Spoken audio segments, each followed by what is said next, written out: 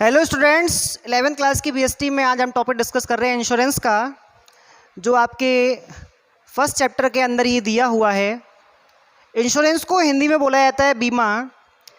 ये आपके auxiliaries of trade में आता है। ऑक्सिलरीज ऑफ ट्रेड एक्चुअल में क्या होता है कि जब आप अपने किसी प्रोडक्ट को मार्केट में सेल करते हो तो आपको डिफरेंट टाइप की सर्विसेज, सपोर्टिंग सर्विसेज की रिक्वायरमेंट होती है, और उन्हीं में हमारा आता है क्या, इंश्योरेंस। इंश्योरेंस क्या है?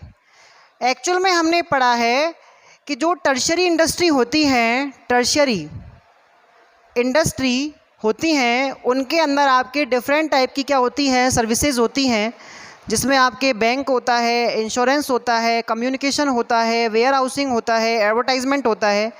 ये सारी की सारी सर्विसेज जो हैं ये असिस्ट करती हैं, हेल्प करती हैं किसके लिए, कि आपको बिजनेस के अंदर मार्केट को चलाने, प्रोडक्ट को कस्टमर तक पहुंचाने, इन चीज़ में क्या मिले, हेल्प मिले। तो उसी में एक आता है हमारा इंश्योरेंस। इंश्योरेंस क्या होता है? Insurance is a service by which any insurer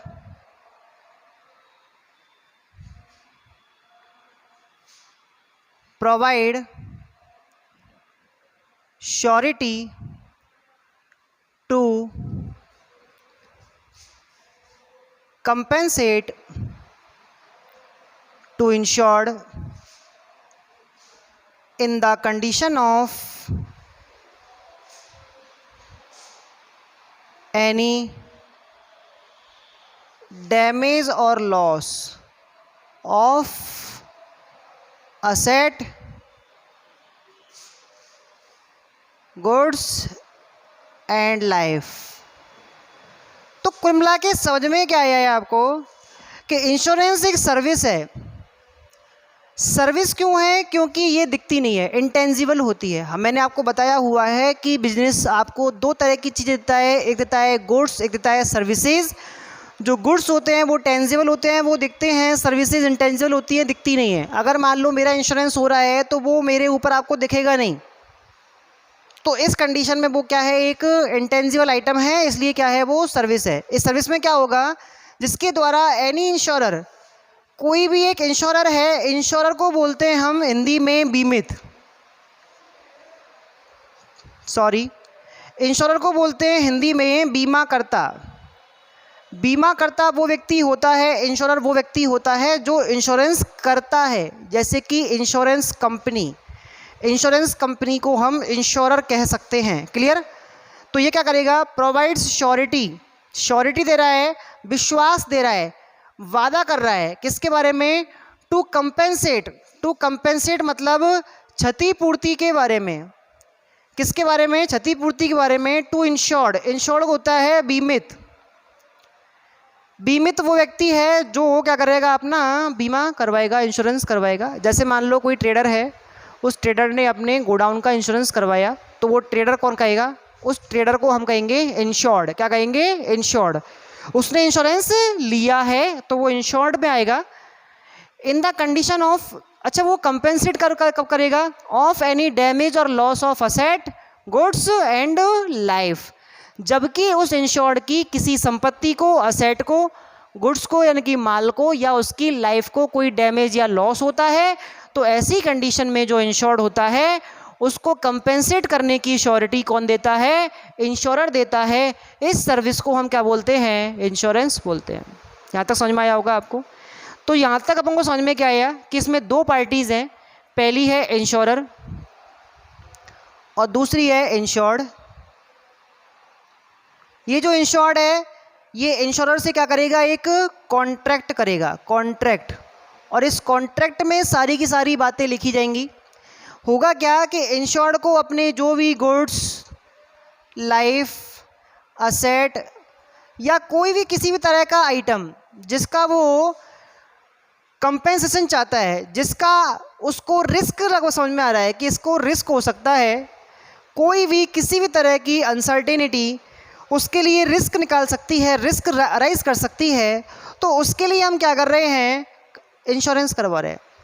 और जो इंश्योरर है वो इंश्योरर क्या करेगा, अपनी पॉलिसी के बारे में जो भी एडवांटेज, जो भी बेनिफिट वो देने वाला है इंश्योर्ड को, उन सब के बारे में बताएगा और इनके बीच में हो जाएगा एक कॉन्ट्रैक्ट। तो पता चला क्या हुआ कि इसकी जो रिस्क थी उस रिस्क को किसने कवर कर दिया, इंश्योरर ने। यानी कि अब इसकी रिस्क कहाँ ट्रांसफ़र हो गई, इंश्योरर के पास ट्रांसफ़र हो गई। अब गोदाम में तो आग इसके लगेगी और पेमेंट कौन करेगा, इंश्योरर। इंश्योरर पेमेंट क्यों करेगा, क्योंकि इसने प्रॉमिस किया है, इंश्योरर ने इंश्योर्ड को प्रॉमिस किया है कि भाई आपकी किसी भी लाइफ में, गुड्स में या असेट्स में कोई भी डैमेज होता है तो उसको भरने की पूरी जिम्मेदारी किसकी है, मेरी है। क्लियर समझ में आ रहा है। तो इस कंडीशन में हम क्या कर रहे हैं, इंश्योरर से जब हम श्योरिटी दिलवा रहे हैं तो उसके लिए इंश्योर्ड क्या करेगा, एक छोटा सा पेमेंट करेगा और इस पेमेंट का नाम होगा प्रीमियम। आपने नाम सुना होगा इसके बारे में, इंश्योरेंस प्रीमियम। इंश्योरेंस प्रीमियम क्या है, इंश्योरेंस प्रीमियम एक अमाउंट है जो कोई इंश्योर्ड किसी इंश्योरर को चुकाता है, किसके लिए, अपनी रिस्क को कवर करने के लिए, अपनी रिस्क को ट्रांसफ़र करने के लिए। इसने अपनी रिस्क ट्रांसफ़र कर दी, अब इसको नुकसान होगा तो नुकसान इसका नहीं है, नुकसान किसका है, इंश्योरर का है। समझ में आ गया आपको। तो ऐसी कंडीशन में क्या होगा, जो प्रीमियम है वो उसका क्या होगा, रेम्यूनरेशन होगा। यानी कि आपको रिटर्न में क्या में देना है, प्रीमियम देना है और बदले में आपको क्या मिलेगा, वहाँ से आपको मिलेगी सिक्योरिटी। क्या मिलेगी, सिक्योरिटी। समझ में आया। तो ये होता है इंश्योरेंस का सिस्टम। अब इंश्योरेंस के अंदर अपन कुछ बात कर रहे हैं।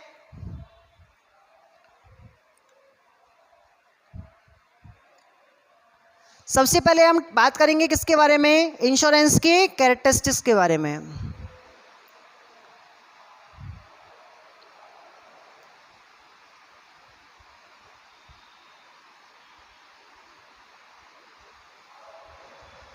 कैरेक्टरिस्टिक्स में अपन यहाँ पे लेने वाले हैं नंबर फर्स्ट, कॉन्ट्रैक्ट। यस, बिल्कुल सही बात है। कोई भी जो इंश्योरेंस होता है वो एक लीगल बिजनेस के अंदर काउंट होता है और लीगल बिजनेस के अंदर होने वाले जितने भी डील्स होते हैं, जितने भी ट्रांजेक्शन्स होते हैं वो एक कॉन्ट्रैक्ट के फॉर्म में होते हैं। तो यहाँ पर जो इंश्योरेंस और इंश्योरर और इंश्योर्ड के बीच में जो बातचीत होगी, जो डील होगी, जो ट्रांजेक्शन होगा, उन सब के लिए क्या बनेगा, एक कॉन्ट्रैक्ट बनेगा। तो यहाँ पर एक लीगल कॉन्ट्रैक्ट है और इस लीगल कॉन्ट्रैक्ट में कितने लोग हैं, 2 and more person। यस, ज़रूरी नहीं है कि किसी भी इंश्योरेंस को करने के लिए आपको एक इंश्योर्ड और एक इंश्योरेंस करने वाला यानी कि इंश्योरर ही रिक्वायर्ड होते हैं। एक कंपनी अपने सारे एम्प्लॉयज़ का ग्रुप इंश्योरेंस करा सकती है और वो जो ग्रुप इंश्योरेंस करवाएगी उसमें आपके पर्सन बढ़ जाएंगे। तो यहाँ पे बात चल रही है 2 and more person की और एक लीगल कॉन्ट्रैक्ट को करने के लिए 2 and more person ही चाहिए होते हैं, ध्यान रखना। क्लियर। नंबर 3 पे बात कर रहे हैं अपन। नंबर 3 बात कर रहे हैं रिस्क के बारे में कि रिस्क ज़रूर होनी चाहिए। अगर मान लो आपकी जो रिस्क है वो नहीं है तो उस कंडीशन में आपका इंश्योरेंस नहीं होगा। और रिस्क भी कैसी, रिस्क में भी अपन की जो रिस्क है वो कैसी होनी चाहिए, प्योर रिस्क होनी चाहिए। Pure risk. रिस्क 2 टाइप्स की होती है, एक तो होती है प्योर रिस्क और एक होती है uncertain risk. What do you mean by risk? Risk is a possibility, risk is a possibility of loss. हम क्या बात कर रहे हैं कि जब भी कोई किसी काम में रिस्क होती है तो उसमें एक पॉसिबिलिटी बनती है कि यहाँ पर कोई ना कोई लॉस या डैमेज हो सकता है। तो उस लॉस या डैमेज की पॉसिबिलिटी है, वो लॉस हुआ नहीं है आपको, तो इस कंडीशन में हम ये मानते हैं कि यहाँ पर जो लॉस है उसकी केवल पॉसिबिलिटी हो जाने की वजह से ही हम क्या कर रहे हैं, इस सर्विस को ले रहे हैं। तो बात चल रही है प्योर के बारे में। अपने डिस्कस किया था अभी कि 2 तरह की होती है, एक तो होती है प्योर और एक होती है अनसर्टेन। जो प्योर रिस्क होती है उसमें केवल और केवल क्या होगा, लॉस होगा। ध्यान रखना, अगर ये रिस्क हैपन हुई तो क्या होगा, इससे केवल और केवल लॉस होगा। और अनसर्टेन रिस्क में आपको प्रॉफिट एंड लॉस दोनों की पॉसिबिलिटी रहती है। अब मान लो कोई रिस्क हुई और उससे आपका प्रॉफिट हुआ, तो उसका इंश्योरेंस तो करेगी नहीं इंश्योरेंस कंपनी, क्योंकि आपको दो तरह के क्या मिल जाएंगे इसमें फ़ायदे मिल जाएंगे। एक तो रिस्क के होने से आपको होने वाला प्रॉफिट आपको मिल गया, दूसरा रिस्क के होने से जो इंश्योर्ड ने आपको प्रॉमिस किया था वो अमाउंट आपको मिल जाएगा। तो ऐसी कंडीशन में जो केवल प्योर रिस्क होती है उसी का लॉस वाला सिस्टम जो होता है उसी का क्या करती है इंश्योरेंस कंपनी इंश्योरेंस करती है। अब इंश्योरेंस कैसे होगा, जैसे फायर का, जैसे थेफ्ट का, जैसे आपके नेचुरल डिसास्टर जो भी आपके होते हैं उनके थ्रू पर क्या कर सकते हैं इंश्योरेंस करवा सकते हैं। इसके अलावा मान लो आपके बिजनेस में किसी तरह की आगजनी हो जाती है या किसी तरह का आपका कोई जो एम्प्लॉय है उसकी लायबिलिटी ख़त्म हो जाती है, यानी कि उस पर हम विश्वास कर रहे थे और उसने विश्वास तोड़ दिया, वो उसने बेईमानी कर दी, तो उसका भी आप इंश्योरेंस करवा सकते हैं। तो इस तरह के डिफरेंट टाइप के आपके इंश्योरेंस होते हैं और ये सारे के सारे कैसे होते हैं प्योर होते हैं। कैसे होते हैं प्योर। प्योर रिस्क जो होती है उन्हीं का क्या होता है आपका इंश्योरेंस होता है, क्योंकि जो अनसर्टेन रिस्क होती है उसमें तो प्रॉफिट भी हो सकता है, इसलिए उनका अपन इंश्योरेंस नहीं करते। क्लियर। इसके अलावा यहाँ पे अपन को नंबर 4 पे एक क्या करना पड़ेगा कि प्रीमियम का पेमेंट करना पड़ेगा। ये आपका एक कैरेक्टरिस्टिक है। यस, देखो इंश्योरेंस कंपनी एक बिजनेस एंटरप्राइजेज है और बिजनेस एंटरप्राइजेज में प्रॉफिट प्राइमरी फैक्टर होता है, इसलिए हम ये मानते हैं कि कोई भी इंश्योरेंस कंपनी आपका फ्री में क्या नहीं करेगी, आपकी रिस्क को कवर नहीं करेगी। इसलिए वो क्या करेगी, आपसे डिमांड करेगी कि आप उसके बदले में एक क्या दें, रिटर्न दें, और वो रिटर्न जो आपका क्या होगा प्रीमियम। यानी कि अपन जब किसी असेट का, किसी लाइफ का इंश्योरेंस करवाएंगे तो उसको सिक्योर करने के, उसको सेव करने के रिटर्न में हमको क्या करना पड़ेगा, उसमें कुछ चार्ज पेमेंट करना पड़ेगा और उस चार्ज पेमेंट का नाम क्या है यहाँ पर प्रीमियम है। क्लियर। तो इस कंडीशन में क्या होगा कि यहाँ पे आपको प्रीमियम चुकाना पड़ेगा। प्रीमियम का भी कंसेप्ट कुछ अलग अलग है। अगर मान लो आपका लाइफ का इंश्योरेंस है तो लाइफ के इंश्योरेंस में जो प्रीमियम का पेमेंट होता है वो होता है एक फिक्स ड्यूरेशन के अंदर। जैसे आपने मंथ वाइज या क्वार्टरली या हाफ ईयरली या ईयरली पेमेंट करना है तो आपको एक टाइम ड्यूरेशन तक, फिक्स टाइम पीरियड तक आपको क्या करना पड़ेगा, वो एक रेगुलर पेमेंट करना पड़ेगा। यानी कि आप पेमेंट करोगे किसमें, इंस्टॉलमेंट्स में। किसमें करोगे आप, इंस्टॉलमेंट्स में। क्लियर समझ आया। लेकिन जो असेट्स का प्रीमियम होता है वो आपका लमसम देना पड़ता है। लमसम का मतलब होता है एक साथ।